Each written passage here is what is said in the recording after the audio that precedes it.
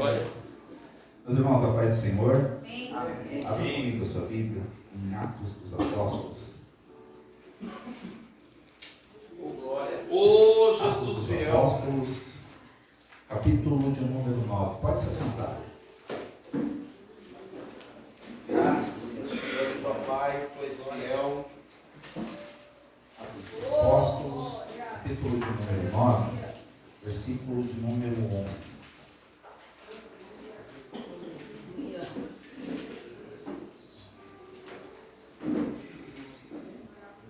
Atos 9, verso de número 11.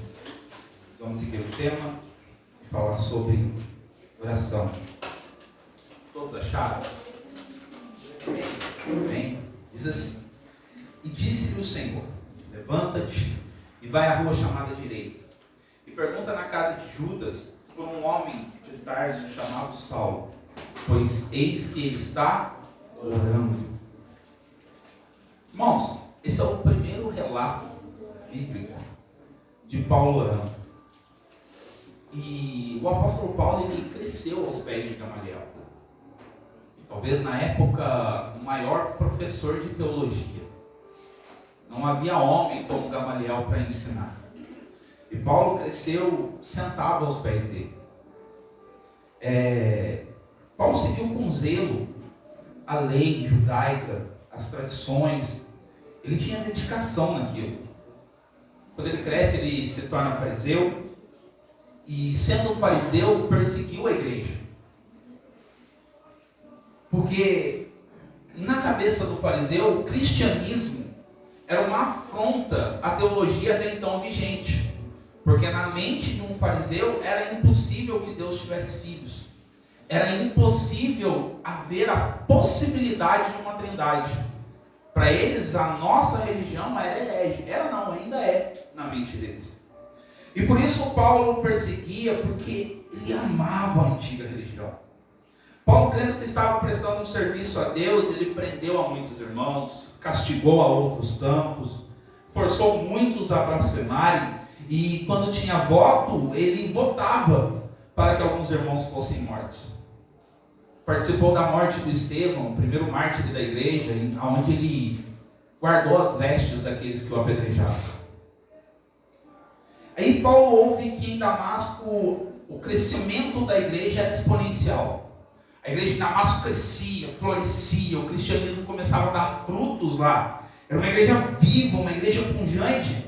E Paulo vai ao Sinédrio, pega cartas e vai até Damasco, na intenção de prender alguns por lá ou talvez até matar.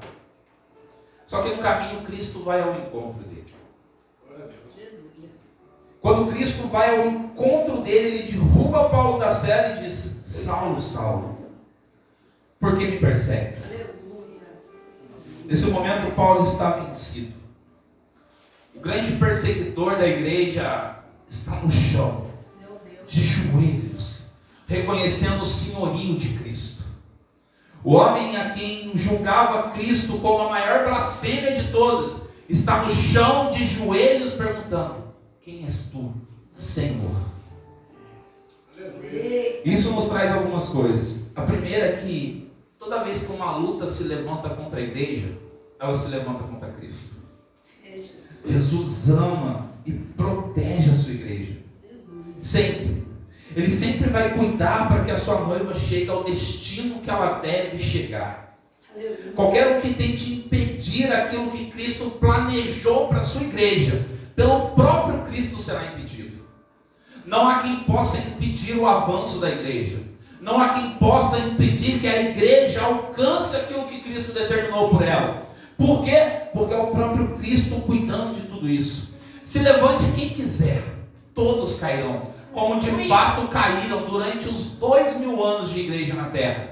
Não houve um homem que conseguiu parar a igreja. Não houve uma nação que parou a igreja. Não houve reinos que parou a igreja. Todos caíram diante de Cristo. É Cristo quem cuida de nós. O segundo ponto é que Jesus resgata. Por vezes pessoas que se opõem do Evangelho de forma muito firme acabam se rendendo a Cristo pelo poder da palavra. Quantos de nós aqui hoje, talvez, olhou para a nossa vida lá atrás e disse assim: eu, crente? Ruim, hein? Fora, não vou nada. Eu, na igreja? Não vou. Olha você. Isso ensina algo para nós que é maravilhoso. Primeiro que nós fomos atraídos por Ele. E quando nós estávamos de joelhos dizendo: quem és tu, Senhor, que me colocou de pé de novo, isso vai mostrar para nós que há esperança para qualquer pessoa. Não desista de orar e buscar por quem quer que seja, por mais difícil que possa parecer, por mais complicada que a pessoa pareça ser. Se Cristo alcançou a Paulo, Ele alcança qualquer um. Se Cristo alcançou a nós, Ele alcança qualquer um. Amém. Jesus pode alcançar quem quer que for. Jesus resgata. Verdade. Jesus resgatou a Paulo. E a primeira coisa que Paulo fez é jejum e oração. Meu tema aqui não é jejum, mas só para a gente entrar um pouquinho nisso, nós podemos olhar nas Escrituras e ver grandes coisas sendo feitas através de jejum. Grandes coisas. Se você perguntar a homens que jejuam, eles vão te contar as coisas que Deus fez através de um jejum. Mas eu vou dar um exemplo. O povo estava cativo na Síria. O rei tinha um servo muito próximo. Esse servo ele odiava os judeus. Odiava. E por causa de apenas um homem, Mardoqueu. Aí com astúcia ele vai e convence o rei de que os judeus tinham que ser exterminados. Esther vai e monta um plano. Jejum. E depois de 3 dias eu me apresento na presença do rei. Nós lemos o texto e achamos que é algo muito simples. Ela vai entrar na frente do seu futuro marido, ou do seu marido já. Só que quem entrasse na presença do rei, sem ser convidado, a sentença era morte. E ela vai na presença do rei, depois de jejum. E o final da história é, os judeus permaneceram. Quem lutou contra eles, acabou sendo enforcado. Verdade. Nós poderíamos aqui falar de jejum e de como Deus o usa para quebrar o nosso orgulho, quebrar o nosso ego, mostrar a nossa fragilidade. Mas também podemos falar que o jejum promove comunhão com Deus de uma forma tão poderosa que palavras eu acho que seriam insuficientes para a gente explicar. Palavras seriam poucas para dizer o quanto o jejum nos aproxima de Deus. Mas o tema é outro, é oração. E quando nós olhamos para o versículo 11 que nós lemos, nós tiramos algumas lições. Primeira, um homem que veio cheio de autoridade acaba reconhecendo que ele é dependente. O texto diz, ele está orando. A oração nos faz reconhecer a nossa dependência. Alguns podem até orar de forma soberba, de forma arrogante. E Paulo, provavelmente a vida toda dele orou assim, de forma soberba e arrogante. No capítulo 18 do livro de Lucas, Jesus conta uma parábola. Subiu um fariseu e um publicano para orar. Versículo 11 diz, o fariseu estando em pé orava consigo desta maneira. Ó Deus, graças te dou porque não sou como os demais homens, roubadores, injustos e adúlteros, nem ainda como este publicano. Jejuo 2 vezes na semana e dou os dízimos de tudo quanto possuo. Essa oração ela pode até existir, porém ela nunca vai promover um testemunho no céu. Nunca. Oração feita de forma soberba, ela é rejeitada. Deus resiste ao soberbo. Quando nós dobramos os nossos joelhos e achamos que nós somos alguma coisa, que nós temos alguma coisa, ou que nós podemos alguma coisa, são só palavras vazias. Deus rejeita essa oração. Mas a oração para nós nos faz reconhecer a autoridade que é divina. Ele é o Senhor. A sua vontade é a principal. Glória. Tanto no céu quanto na terra. Nós somos apenas servos diante do nosso Senhor. Prostrados diante a sua vontade. Prostrados diante ao querer dele. A vontade dele. Quando nós dobramos o nosso joelho, a primeira ideia que nós temos que ter é: seja feita a tua vontade. Aleluia. Glória. Aleluia. O versículo 13 do capítulo 18 de Lucas continua. O publicano, porém, estando em pé, de longe, nem ainda queria levantar os olhos, mas batia no peito dizendo: ó Deus, tem misericórdia de mim, pecador. Digo-vos que este desceu justificado para a sua casa e não aquele, porque qualquer que a si mesmo se exalta, será humilhado, e qualquer que a si mesmo se humilha, este será exaltado. Amém. Aleluia. É na oração que nós reconhecemos a nossa fraqueza. É na oração que nós reconhecemos as nossas falhas. É nela, na oração, que nós podemos verdadeiramente mostrar os nossos pecados diante de Deus. Mostrar onde a nossa armadura está rachada, aonde nós temos fraqueza, aonde a nossa moral vacila, aonde as tentações nos assolam. É na oração que nós colocamos o nosso joelho no chão e a cara no pó e revelamos a verdade a Deus, que nós somos totalmente dependentes dele. Meu Deus. Quando nós fazemos isso, Deus olha lá do céu e diz: ele está orando. Oração que realmente é oração, ela vai nos colocar no nosso lugar. E ela vai reconhecer aonde Deus está. E aí nós vamos reconhecer que tudo é graça. Qualquer coisa que nós temos é graça. Se ainda estamos de pé, é graça. Verdade. Tudo que tem nas nossas mãos, seja a roupa que nós vestimos, é graça. Glória. Glória.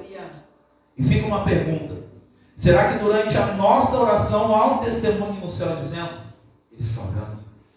Será que quando nós dobramos os nossos joelhos, o próprio Deus testemunha a respeito de nós dizendo: meu filho está orando? Segundo ponto, isso foi um argumento. Quando Deus foi a Ananias para orar por Paulo, a primeira coisa que Deus disse a Ananias: vai, porque ele está orando. Isso serviu para Ananias saber que a transformação de Paulo aconteceu. Era um homem regenerado. Era um homem novo. Graças a Deus. Realmente ele tinha nascido de novo. A marca de um crente é a oração. Um crente que não ora, ele não tem intimidade com o seu Senhor. Então, é muito difícil identificá-lo com Cristo. Porque a oração serve de instrumento para nós sermos transformados à imagem dele. Aqueles sims, aqueles nãos que nós vamos recebendo no decorrer da nossa caminhada, eles vão nos moldando para que nós sejamos mais parecidos com Cristo. Verdade.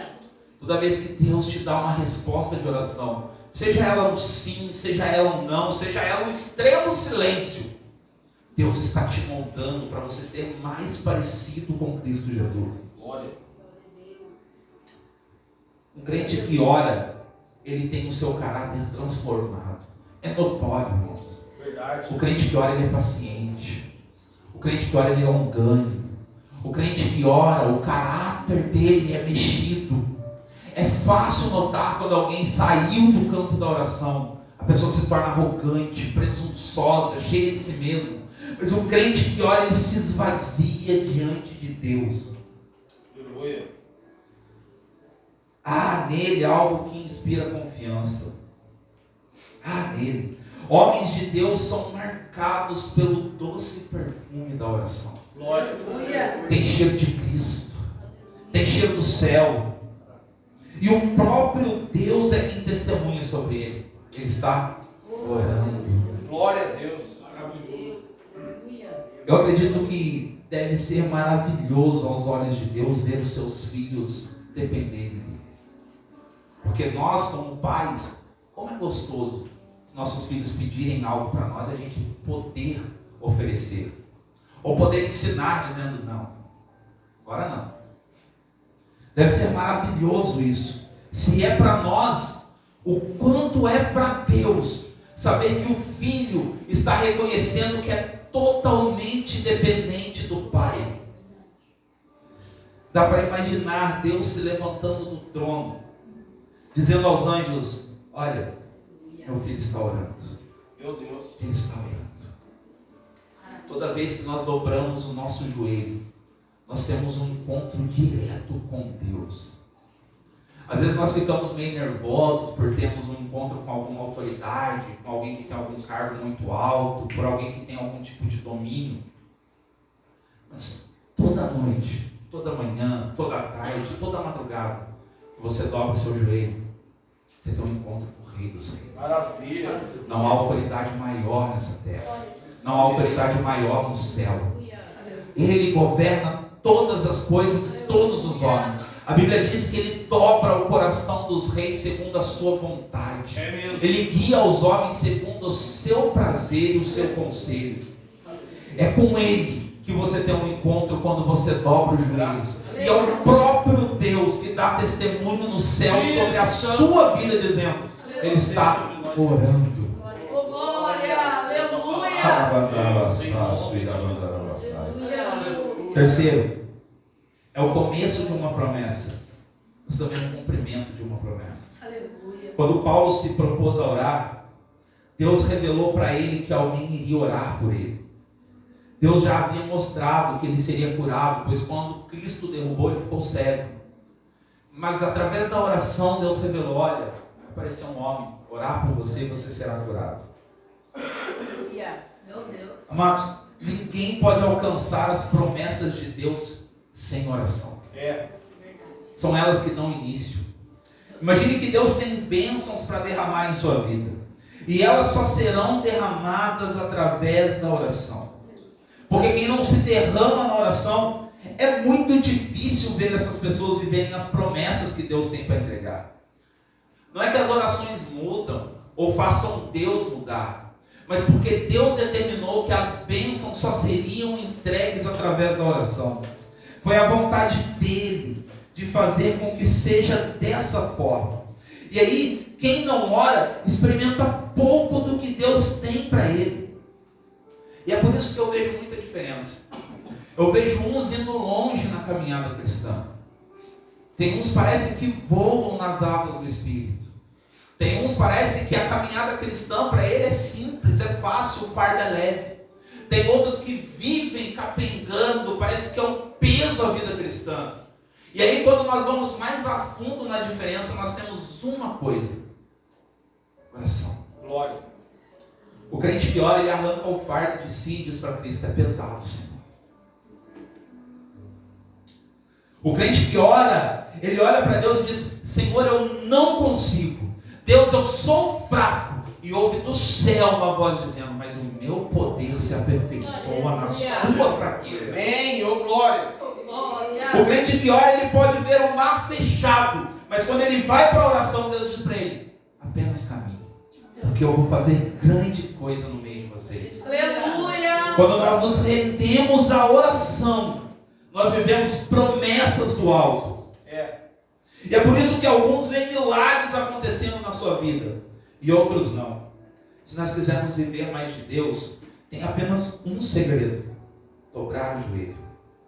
Quer ser íntimo de Deus? Corra desesperado para o jardim da oração. Não há lugar mais alto que nós podemos estar nessa terra do que aos pés do Senhor. É verdade. Não há lugar maior que você possa estar do que aos pés do Senhor. Apenas ore. Maravilha. E o crente que ora, ele não precisa correr atrás de profeta. Ele não precisa correr atrás de revelação. Ele não precisa que o pregador pule, grite, sapateie, faça um show. Não. A pregação para ele é simples, linda, maravilhosa. Por quê? Porque toda a vaidade que ele tinha, ele colocou nos pés do Senhor. Toda a presunção que ele tinha, ele colocou aos pés do Senhor. Glória a Deus. E aí, quando nós nos entregamos à oração, nós não precisamos de mais nada. Nada. Nem de profetas, nem de se desgastar, pagar o preço, como alguns dizem. O único desgaste que nós temos é de joelhos na presença de Deus. E aí nós podemos ver que as bênçãos do céu, elas começam a se mexer e passam a correr atrás de nós. Começamos a viver o impossível. Daniel, quando ele se propôs a orar, Deus decidiu mandar a resposta. Demônios tentaram impedir a resposta de chegar, não conseguiram. Porque Deus não desistiu de abençoar Daniel. E nem Daniel desistiu de orar. nem Daniel desistiu de se colocar de joelhos.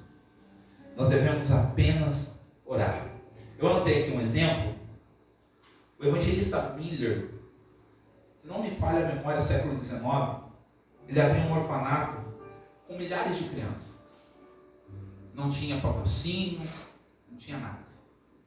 E certa feita faltou pão. Milhares de crianças não tinham o que comer. Os empregados chegaram nele e disseram: Miller, tenho que comer. Ele falou assim: não peçam para ninguém. Eu vou orar e Deus vai dar a resposta. A história conta que ele entrou no seu quarto de oração e orou. Passado algum tempo, chegou uma charrete cheia de pão. Falou assim: olha, nós fomos entregar o pão no palácio. Os copeiros do rei disseram que não queriam porque o pão assou demais. Para não jogar fora, nós viemos entregar aqui para vocês. Aleluia. Ele olhou para ele e falou assim: o pão não assou demais. Foi a divina providência entrando em ação. Mas você não precisa de um exemplo desse. Você pode buscar na sua história, na sua vida. Vez que você colocou de joelho dizendo: Senhor, eu preciso. E a porta se abriu. Senhor, o vento soprou, eu não tenho o que fazer. Parece que milagrosamente algo aconteceu. Há tanto poder na oração, que se nós tivéssemos noção do quão poderosa é a oração de um crente, nós não passaríamos um minuto sem correr para os braços do Senhor. Verdade. Se nós tivéssemos a noção de quão forte é a oração de um crente quando ele está de joelho, e não importa o quão forte você é, o quão crente você é, o quão santo você se julga ser, quando você coloca os joelhos no chão e ora a Deus, a oração de um justo pode muito em seus efeitos. Pode mesmo. Você atinge o céu. O mundo espiritual começa a se abalar. Aleluia. Isso nos ensina uma Glória a coisa. Deus. Olha, Deus sabe aonde você está e também sabe exatamente o que você precisa. Apenas ore. Deus fará aquilo que Ele quiser na sua vida. Aleluia. Quarto ponto, eu vou para o final. Achei que ia demorar mais, mas foi rápido. A oração é um testemunho vivo da nossa fé e confiança em Deus. Quando Ananias recebeu a revelação de que Paulo estava orando, isso foi um testemunho da sua transformação, da transformação que havia ocorrido na vida de Paulo. E a oração ela deve ser um reflexo visível nas nossas vidas. Oração é colocar a nossa fé em ação. Porque quando nós oramos, orando de verdade, sem oração falsa, crendo que Deus é poderoso para fazer infinitamente mais do que nós pedimos ou pensamos. Quando nós dobramos o nosso joelho com isso, a nossa fé entra em ação. E ela mostra que nós depositamos toda a nossa confiança em Deus e reconhecemos a sua soberania sobre todas as coisas. Porque para nós, na nossa visão, muitas coisas parecem impossíveis. Na nossa visão, o céu às vezes parece estar de bronze, fechado, parece que o deserto ele nunca vai ter fim. Parece que o vale é profundo demais. Mas quando nós oramos a Deus, quando nós nos entregamos à oração, quando nós declaramos ao mundo que acreditamos que Deus pode fazer, nós estamos olhando para todos e dizendo: Deus tem poder para mudar essas coisas. Deus tem poder para curar. Deus tem poder para perdoar pecados e realizar milagres. A oração não é brincadeira. É a nossa arma mais poderosa. É mesmo. É a fonte da nossa força. É da onde nós tiramos poder para vencer o diabo. É da onde nós tiramos poder para vencer o mundo. É da onde nós tiramos poder para continuarmos de pé. Porque a oração ela nos afasta do pecado de uma tal forma que eu tenho certeza que quando você se afastou de Deus, a primeira coisa que aconteceu, que você notou foi: esse tempo que eu não oro. Ou, há muito tempo as suas orações estavam vazias. Eu sei bem do que eu estou falando, porque eu passei por isso. Por vezes as nossas orações parecem mais rezas, palavras decoradas. Parece que a nossa oração se tornou uma obrigação, um peso, um fardo. Nossa, que orar. Entramos numa campanha porque combinamos com alguém, nós vamos orar e deu a hora de orar. De novo. Eu já orei hoje, já está bom. Mas também tem algo que eu acho interessante. Quanto mais tempo nós passamos orando, mais difícil vai se tornando parar de orar. Mais tempo você vai se entregando à oração. Pense quando a sua fé estava pulando no Espírito. Você perdia 1 hora orando. Você levantava, meu Deus do céu, estou atrasado. Meu Deus, tem que pôr comida no fogo. Meu Deus, tem que acordar alguém. Meu Deus, tem que trabalhar. Mas parece que tinha algo ali que falava, fica. Continua. Não para não. A oração ela é poderosa. É quando nós temos um encontro com Deus de verdade. Deus está conosco o tempo todo. Mas parece que quando nós oramos, a presença dele se manifesta. Quando você se entrega à oração de verdade, faça esse teste. Talvez não seja hoje que aconteça, mas se entrega à oração de verdade. E eu não estou profetizando não, é uma questão apenas de lógica, porque acontece com todos. Daqui a algum tempo, você vai parar de orar. E a presença do Espírito vai invadir o lugar que você está. Aleluia. Vai ser diferente das vezes daqui da igreja. Vai ser diferente do monte. Seu coração vai parecer que está acelerado, mas você vai colocar a mão no peito e ele está normal. É uma presença tão gloriosa que invade o lugar que é impossível você não ir às lágrimas. Eu me lembro da primeira vez que eu acho que eu orei de verdade. O Espírito Santo entrou no meu quarto. A plena convicção de pecado que eu tinha. A plena convicção de quanto eu merecia o inferno, de quão pecador e miserável eu era. E ainda sou. Mas a plena alegria de saber que Deus olhou para mim. Deus, o Criador do universo, entrou no meu quarto, estava comigo naquele momento. Um pecador, um miserável, digno do inferno, mas colocando o joelho no chão, reconhecendo quem Ele é. Meu Deus. Deus invadiu o quarto. E essa experiência ela não se limita a mim, ela pode acontecer com qualquer um de nós. A única coisa que nós temos que fazer é orar. A oração não apenas nos conecta com Deus, o que já seria maravilhoso, mas ela também impacta a vida daqueles que estão ao nosso redor. Quando as pessoas testemunham a nossa vida de oração, elas veem o poder de Deus agindo através de nós. Quando alguém encontra um crente de oração de verdade, sem fingimento, sem ser aquele crente que fala assim, não, irmão, vou orar e não ora nada.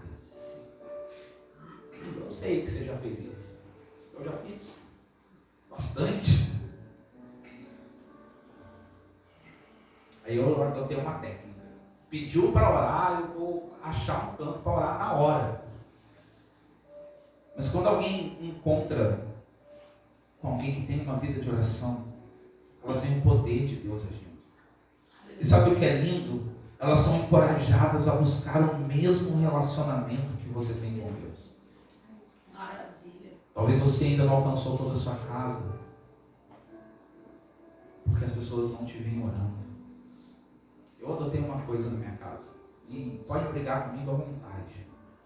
Na minha casa eu só oro de porta aberta. Isso quando eu não saio anunciando, eu vou orar. Os filhos precisam saber que eu estou orando. Eu sou o exemplo deles. Glória a Deus. Nós somos exemplos para tanta gente. E essas pessoas veem um exemplo de crente em você. Rafa, não. O que eu faço? Se entrega à oração. Não existe 5 passos para você mudar e ser mais crente. Não existe. Não caia nessa história de princípios para você ser crente. Faça isso. Não. Ora. Ora. Ora. Ora. E quando você não aguentar mais, continue orando. Porque o único que pode te mudar de verdade é Deus.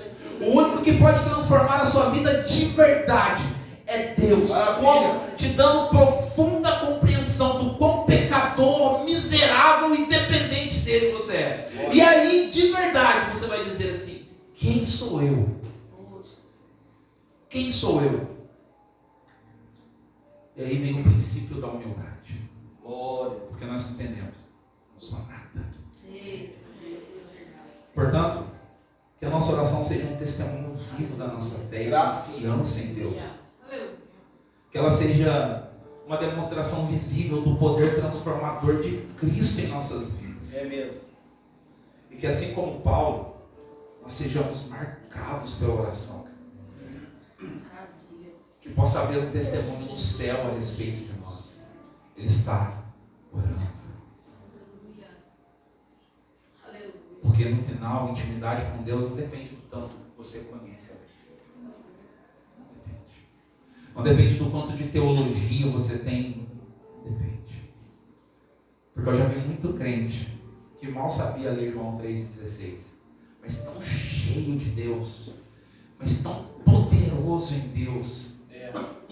Mas eu já vi crentes com um nível teológico absurdo, que pareciam secos por dentro. O que muda, Rafa? A oração. Não estou dizendo que você não tem que estudar teologia. Longe de mim, estude. O mais rápido possível. Conheça Deus o máximo que você puder. Por quê? Porque quando você for orar, a sua intimidade com Ele aumenta. Você sabe para quem você está orando. Que a nossa oração seja mais do que algo só para nós. Seja um convite para que os outros também se rendam diante de Cristo. Deus é bom. Que as pessoas possam olhar para nós e dizer: lá vai um homem de oração. Não é lá vai o teólogo, lá vai o pastor, lá vai o evangelista. Não. Isso é o de menos. Lá vai um homem de oração. Não aquele ali ora. Lá vai uma mulher de oração. Aquela mulher, não, quando ela dobra o joelho, você sente o presente de Deus. Que esse seja o nosso testemunho. Que isso seja para nós um convite para as outras pessoas se renderem a Cristo. Experimentarem a transformação que somente Ele pode proporcionar. Que nós sejamos um exemplo vivo da frase: Ele está orando. Oh, glória. Mostrando ao mundo que nós somos os crentes que confiam em Deus. E que Ele é o centro da nossa vida. Amém? Se coloque de pé, nós vamos orar. Graças a Deus, o Senhor é fiel, Vamos meu colocar em Pai. prática tudo que foi falado. Tu és bom, Espírito Santo de Deus. Lembre-se que nesse momento a igreja está aqui, nada vai mudar aqui. Mas você vai falar com o Rei dos Reis. Eu não sei o que você precisa, eu não sei pelo que você está passando, eu não sei o que está afligindo a sua alma. Eu não sei. Mas Ele te conhece. Ah, como Ele nos conhece. Ele sabe os pecados que você cometeu hoje. Ele sabe os pensamentos que passaram na sua cabeça. Ele sabe pelo que você passou. Pelas lutas, pelas dificuldades, talvez pelas afrontas, talvez pelo levante. Ele sabe quantas vezes Ele teve que interferir para que o inimigo não te tragasse. Ele sabe. E é com Ele que você vai falar. Amém. Que além de ser um Deus tão próximo, que o livro de Êxodo diz: não há Deus mais próximo que o nosso Deus. Que Paulo escreve para nós em Filipenses: alegrem-se. Outra vez eu vos digo: alegrem-se. Perto está o Senhor. Espírito Santo. É com Ele que nós vamos conversar. Glória. Perto de nós, mas também sentado num alto e sublime trono. Vamos orar? Pai, nós te adoramos. Louvado e engrandecido seja sempre o Te teu nome, adoramos, Senhor. ó Senhor. Pai, tu nos conhece, Pai. Tu sabe as nossas dificuldades, os nossos erros, Pai. Tu conheces, Senhor, aonde o nosso coração grita, anseia, Pai. Aonde a nossa carne bate, aonde o inimigo tem entrada, Pai. Senhor, mas nós confiamos em Ti, Pai. Confiamos em Ti, Senhor, para nos livrar das tentações. Confiamos em Ti para fechar as brechas, Pai. Confiamos em Ti, Senhor, e nos rendemos aos Teus pés, Senhor. Pois Tu és digno de toda honra, toda glória, todo louvor, Pai. Tu conheces o nosso sentar, o nosso levantar, Pai. E nós corremos a Ti, Senhor, e nos escondemos debaixo da Tua sombra. Senhor, em nome de Jesus, Pai. Que o Senhor nos tome em Tuas mãos, Senhor, e nos torne instrumentos da Tua graça, Pai. Senhor, em nome do Senhor Jesus Cristo, que todo crente que passar por essa casa, Senhor, não seja conhecido como um grande teólogo, não que isso seja ruim, meu Pai, mas seja conhecido como um homem de oração, seja conhecida como uma mulher de oração, Pai. Senhor, que nós da Derrozeira sejamos um povo, Pai, reconhecido pelo quanto ora, pelo quanto o joelho está no chão, Pai. Senhor, em nome de Jesus, Pai, que os exemplos que Cristo deixou para nós de oração, de entrega, sejam confirmados em nossa vida, Pai. Senhor, mas sozinho nós não vamos conseguir, Pai.